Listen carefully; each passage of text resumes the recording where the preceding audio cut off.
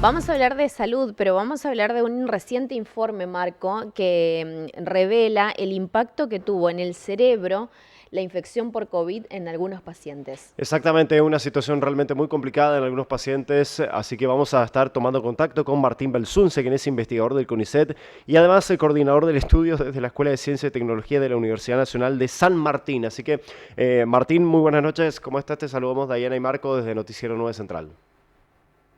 Buenas noches, Dayana y Marcos, ¿cómo están? Bien, todo Pero bien. muy bien. Bueno, Martín, ¿qué se ha detectado en este reciente informe o qué es lo que pudieron detectar a daño cerebral, digo, de aquellos pacientes que tuvieron COVID? Bueno, te cuento un poco de qué se trata el estudio, Ujú. así comprendemos un poco qué tipo de pacientes son los que estarían afectados.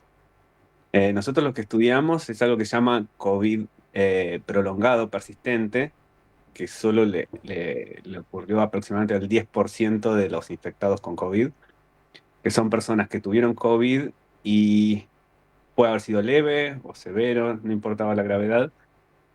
Quedaron con síntomas persistentes que no se iban por más de 3 meses. Y estos síntomas muchos eran cognitivos, esto significa que tenían quejas de memoria, problemas de atención, falta de concentración. Entonces esto es lo que se define COVID prolongado y desde la Universidad Nacional de San Martín nos decidimos a estudiar qué estaba pasando en el cerebro en estas personas que tenían esta queja cognitiva que no se les iba luego de haber tenido una infección de COVID.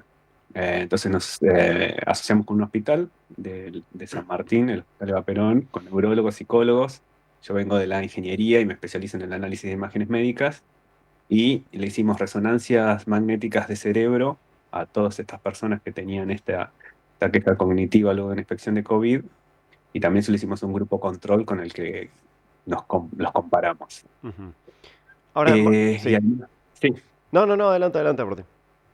Y además le hicimos una evaluación cognitiva. Ujú. Entonces, en resumen, lo primero que observamos, si bien todavía el estudio sigue avanzando, estamos viendo otras variables, es que en el grupo de COVID prolongado o persistente, había ciertos cambios estructurales en el cerebro, que esto es leve atrofia, hay que aclarar que es leve, la atrofia que sería una reducción del volumen y de la corteza cerebral en ciertas regiones del cerebro. La atrofia por lo general se ve en algunas enfermedades neurodegenerativas. Esto al momento es leve, pero nos interesa saber si esto va a tener consecuencias a largo plazo. Claro. Martín, ¿puedes explicarnos cómo llegaron a la conclusión justamente de que este tipo de consecuencias es producto del COVID-19?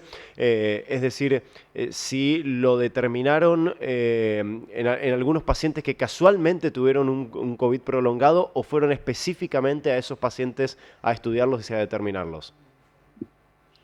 Bien, sí, nosotros el estudio buscaba estudiar pacientes con COVID prolongado. Entonces nosotros reclutamos pacientes que difundiendo nuestro estudio en nuestra zona, pacientes que hayan tenido COVID y que hayan notado un cambio claro cognitivo luego de la infección de COVID. La forma que finalmente llegamos a la mayoría de los pacientes es que se le envió un mail a todos los infectados atrás del Ministerio de Salud de la provincia, a todos los infectados en la región cercana a la universidad, y preguntándoles que si ellos tenían síntomas persistentes como los que mencioné, problemas de memoria, falta de concentración y problemas para concentrarse, se contacten con nosotros a un formulario que teníamos. En el momento que salió ese mail, inmediatamente al otro día ya teníamos 1.000 personas que nos habían contactado, que tenían esta queja eh, post-COVID, lo que nos indica que era un problema que estaba real y latente, pero que estaba subestimado. Claro. Ahora, ¿cómo llegar a la conclusión de que realmente es por el COVID o no? Siempre es algo difícil por el tipo de estudio y de evidencia que se genera, ¿no? El estudio ideal, en este caso, sería un estudio, lo que se llama longitudinal, donde uno tiene, por ejemplo, la imagen del cerebro antes de tener una infección de COVID y ve en cada individuo la imagen después y ahí puede medir un cambio. Mm. Eh, Ese tipo de estudio es muy difícil de lograr porque uno por general no tiene imágenes del cerebro antes del COVID.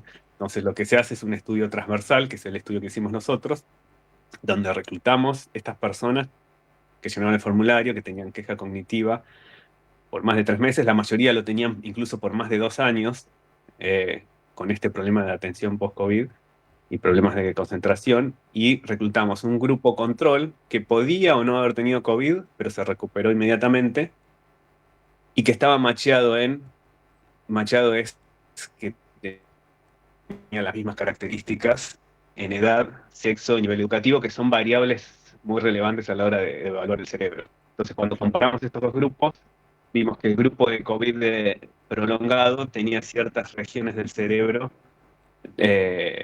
reducidas, especialmente en la corteza cerebral, que es donde están los cuerpos neuronales.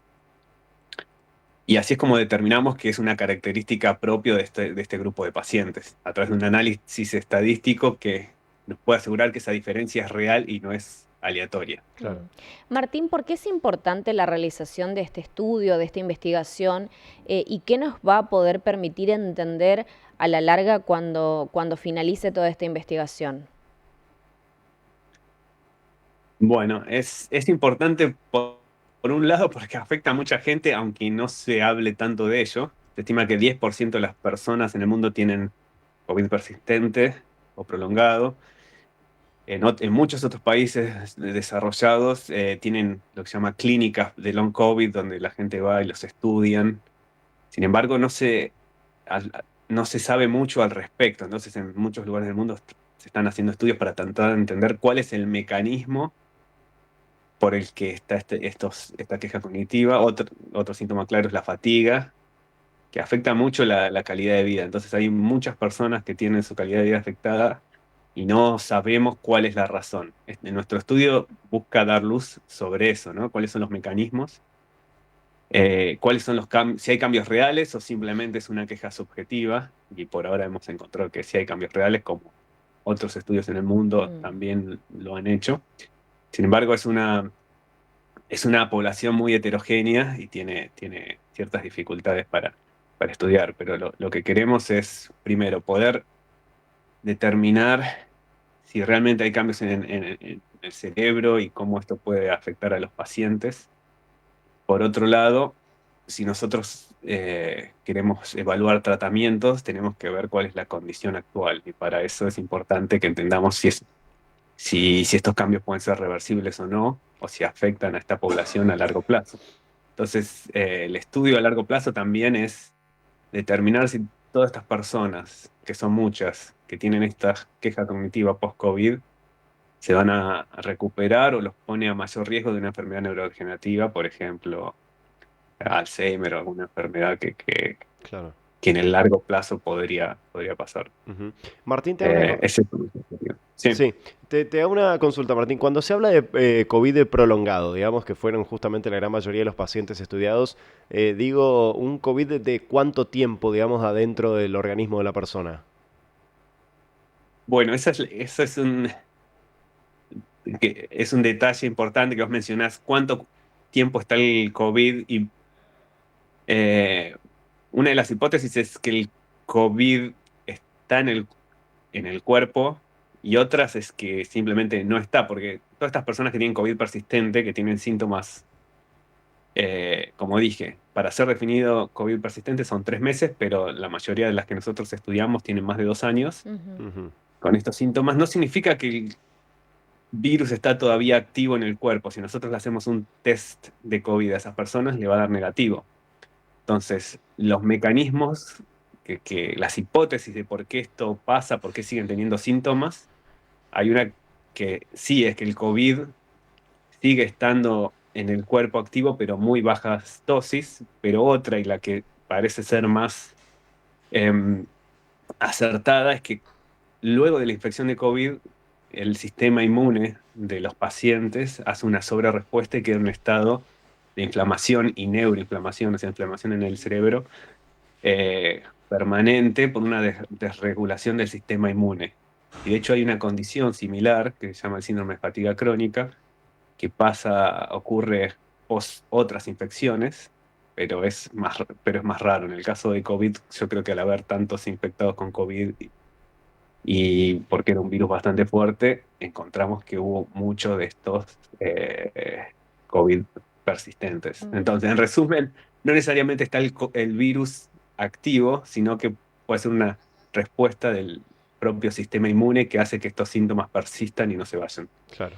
Martín, muchísimas gracias por tu tiempo. Queremos agradecerte por dialogar con nosotros y explicarnos un poquito acerca de este informe. Muy amable. Gracias a ustedes. El señor Buenas noches. Martín Belsunce dialogando con nosotros, investigador del CONICET, acerca de los detalles de este informe que se está elaborando con respecto al impacto en el cerebro de aquellas personas que tuvieron COVID. Bueno, alguna de las otras consecuencias, lamentablemente, del COVID-19 es justamente en los diferentes organismos de aquí de nuestros pacientes, ¿no?